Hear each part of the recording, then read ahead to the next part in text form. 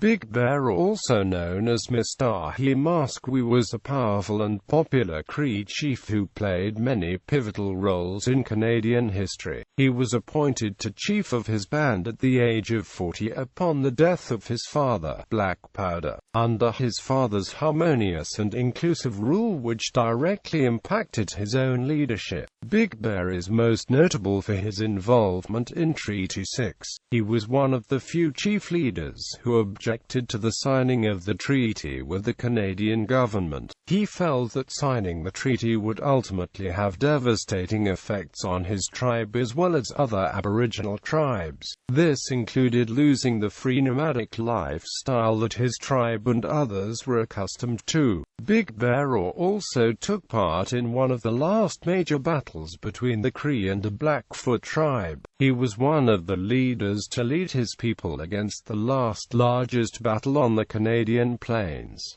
Early life and leadership. Big Bear was born in 1825 in Jackfish Lake, near North Battleford, Saskatchewan. His father, Black Powder, was the chief of a tribe of 80 Plains Cree Suo people who were deemed to be true nomadic hunters. Little is known about Big Bear's mother. When Big Bear was old enough to walk on his own, he spent his time wandering the camp socializing with many people. For the women to council members. In the spring of 1837, smallpox struck Big Bear's community and caused the quick departure of the Cree from the plains. Big Bear was infected with the virus, but unlike many in the community, after 2 months of suffering he overcame it, although it did leave his face partly disfigured. After his recovery from smallpox, Big Bear began to spend a great deal of time with his father, including a journey by the two of them to Buell's Forehead Hill, where they spent a great deal of time reflecting and offering to their gods and spirits. Upon his reflection, Big Bear was visited by many spirits, but the bear took great prominence in his mind. After his reflection was complete, he created a fur necklace in the shape of a bear paw with 5 ivory claws hanging from it, which he called the chief's son's hand.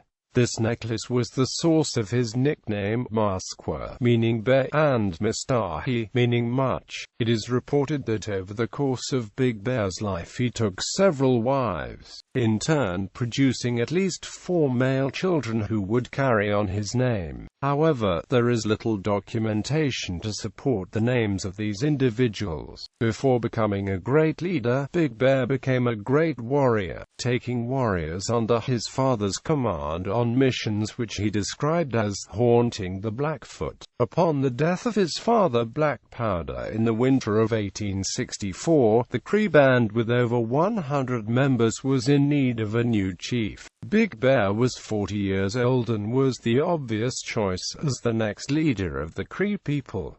Historical context. The Western Plains Aboriginal population underwent a cultural, environmental and structural change starting in the mid-1870s and continuing into the late 1800s. The Dominion of Canada was attempting to cultivate the land that the indigenous population occupied for European settlers. The treaties were the method of choice by the government to gain rights to the land. All Aboriginal groups were given the opportunity, according to the government, to sign and receive the benefits of the treaty terms. However, the Aboriginal groups who did not want to sign were ultimately forced to sign because of environmental and cultural changes in 1870 to 1885. The largest contributing factor to this was the disappearance of the bison, which created a region-wide famine. In addition to this, there was the emergence and widespread epidemic of tuberculosis, which had a devastating effect on the indigenous population. The disappearance of the bison has been explained to some extent by the overhunting by white settlers and Aboriginals to supply the fur trade, which ultimately led to the famine. There were some attempts by the Canadian government to conserve the bison, but the measures were not enacted in time to stop the drastic depletion of the bison food supply. In the early 1880s, tuberculosis was the main killer of the indigenous people on the reserve. This disease was brought over by European settlers and spread through coughing and the sharing of pipes during tobacco smoking ceremonies. The disappearance of the bison was devastating to the indigenous population because hunting allowed them to be self-sufficient and free from the Dominion government. Once the bison disappeared, the need for assistance was imperative. The Canadian government was the only option of survival, but this meant signing the numbered treaties which would change the culture indefinitely. During this time, Big Bear tried to withhold his signature from the treaty so that his people might get better terms, but by 1885 malnutrition was severe and the meager rations given by the Dominion government did not supply enough food. Big Bear was ultimately forced to sign the treaty to save his people from starvation and disease because the Dominion government would not help unless they signed. These factors contributed to the many deaths of Aboriginal leaders, leaving tribes without the history which was taught by the elderly, and without men to lead the tribes, changing their life from that point on. Conflict with other Aboriginal tribes. To be a Scrub Plains Cree Aboriginal man, it was an expectation to be an accomplished hunter and warrior. Big Bear was no exception to the rule. Big Bear was known to be a strong warrior and was often, as an adult, called upon to defend the community. A Cree man, to raise his position in the community, participated in raids and or attacks of enemy tribes, which meant stealing of horses, land and food from their enemies. Big Bear's main responsibility was to be a hunter and provide for his family, but he was involved in attacks against the enemies of the Cree Aboriginals. The Battle of the Belly River was one of the largest battles the Cree Aboriginals were involved in. A constant enemy of the Cree was the Blackfoot tribe. In 1870, Big Bear was involved in an attack against the Blackfoot near present-day Lethbridge, Alberta. The Cree band lost between 200 to 300 warriors, while the Blackfoot only lost 40. It was known to be the largest Indian battle to be fought on the Canadian plains.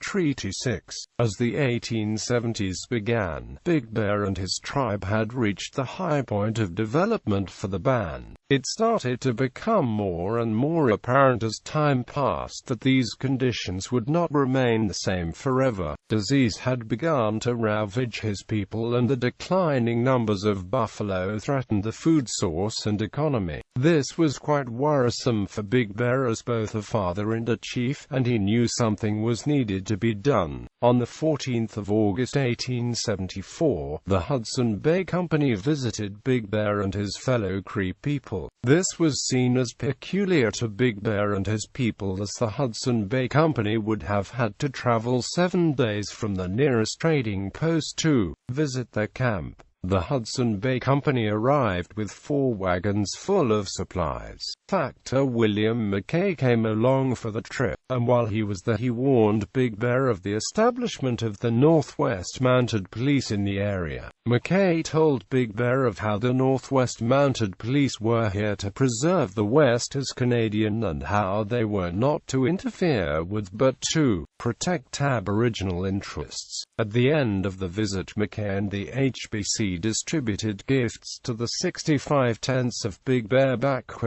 people. However, some were reluctant. They viewed the gifts and the Northwest Mounted Police as a means of appeasement and incentive to start the treaty process with Canada. Big Bear began talks with the Canadian government in the 1870s in an attempt to work out a treaty. Big Bear was never open to the idea of reserve life, as he feared his loss of freedom and identity as a hunter, but he knew as food sources grew weaker, and the best way for him and his band to avoid starvation was to sign a treaty with the Canadian government. By 1876, all major Plains Cree chiefs had signed Treaty 6 except for Big Bear. Big Bear stalled signing as he believed that the Canadian government would would surely violate the treaty upon its signing. Big Bear said, "We want none of the Queen's presents. When we set a fox trap we scatter pieces of meat all around, but when the fox gets into the trap we knock him on the head. We want no baits. Let your chiefs come like men and talk to us." Quote. Big Bear strongly believed that the Canadian government was simply telling him and his fellow chiefs what they wanted to hear. This led Big Bear to resist signing as well as pursue better terms for Treaty 6. Big Bear made several attempts to warn the others against signing Treaty 6. At one point Big Bear rode by horseback to each lodge in the area urging people not to sign the treaty and not to give up the land, because it was so rich in natural resources. Big Bear also resisted publicly at both Fort Carlton and Pitt, where the treaty was being signed. Big Bear understood the importance of making the best of this treaty, as it would have implications on the generations to come. Big Bear also questioned the Eurocentric worldview and new order being brought forth with these treaties. There were also attempts made by others to discredit Big Bear in his attempt to pursue change Treaty 6.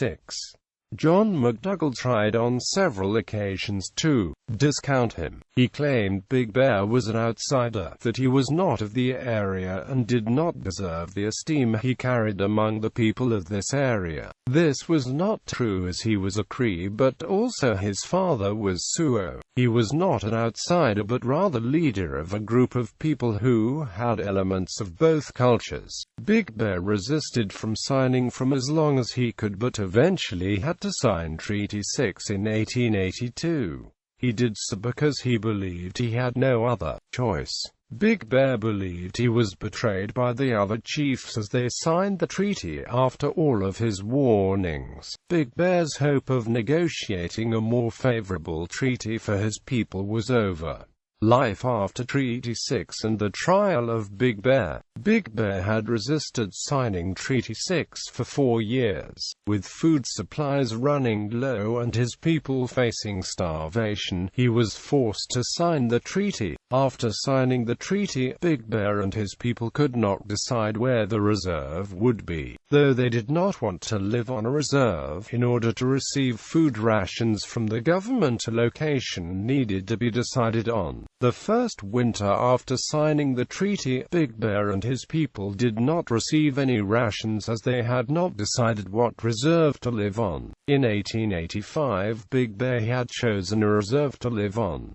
After Big Bear was unable to choose a reserve quickly, he began losing influence over his people. Cree chief Wandering Spirit rose in authority among the Cree people. When the Emir Qtis initiated the Northwest Rebellion of 1885 under Louis Riel and Gabriel Dumont, Big Bear and his supporters played a minimal role in the overall uprising. Big Bear's son Little Bear joined with Chief Wandering Spirit to go to Frog Lake and kill some of the white residents. 9 men were killed, and this later became known as the Frog Lake Massacre. Though Big Bear tried to stop this from happening, as he was a chief, he was arrested for treason. Big Bear had tried to solve the problems between his people and the Canadian government peacefully. Many people felt Big Bear would be found not guilty, as he had tried to stop the massacre at Frog Lake and tried to protect those that were taken prisoner. At the time of the trial, Big Bear was 60 years old. The trial was confusing for Big Bear as the trial was in English and had to be translated into Cree. Hugh Dempsey has stated in his book that Stanley Simpson, a man who was taken prisoner at Fort Pitt, was the only man to appear for the prosecution.